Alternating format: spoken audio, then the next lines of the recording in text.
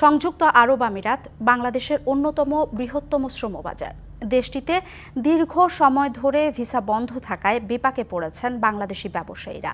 প্রবাসীদের দাবি, প্রধান উপদেষ্টার আমিরাত সফরের মাধ্যমে দ্বিপাক্ষিক আলোচনায় বন্ধ ভিসা চালু করার। সংযুক্ত আরব আমিরাতে প্রায় এক যুগ ধরে বাংলাদেশি কর্মীদের ভিসা বন্ধ আছে। করোনার সময় অভ্যন্তরীণ ভিসা পরিবর্তনের সুযোগ ও ভিজিটে এসে কাজে ভিসার সুযোগ থাকলেও এখন সব সুযোগ বন্ধ থাকায় ব্যবসা বাণিজ্যে বিপাকে বিভিন্ন প্রতিষ্ঠানের মালিকরা। ভিসা সমস্যা যদি সমাধান হয় তাহলে প্রবাসীদের রুজি রোজগার আরো দ্বিগুণ বৃদ্ধি পাবে এবং ব্যবসা বাণিজ্য আরো অনেক গুণ এগিয়ে যাবে। ভিসা ব্যবস্থার উপর নিষেধাজ্ঞা দেওয়া হয়েছে সংযুক্ত আরব আমিরাতে। প্রতিনিয়ত আমাদের শ্রমিক দরকার। আমিরাত জুড়ে শত শত বাংলাদেশি ব্যবসায়ী ও বিনিয়োগকারী ক্ষুদ্র এবং মাঝারি ব্যবসা প্রতিষ্ঠান পরিচালনা করেন।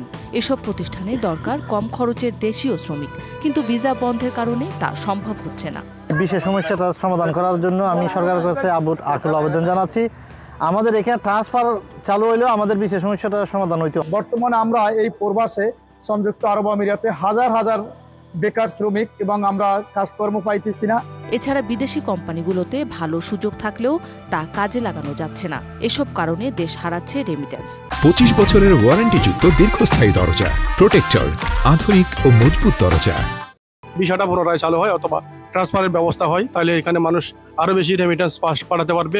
এক যুগ ধরে এখানে বাংলাদেশের ভিসা অনেকটাই বন্ধ, যার জন্য আমরা এই ম্যান পাওয়ারের কষ্টের কারণে অনেকেই এখানে ব্যবসা বাণিজ্য করতে পারতেছে না।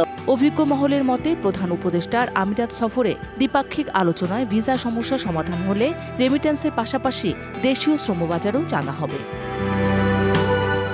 মৌসুমী শান্তা, ডিবিসি নিউজ ডেস্ক।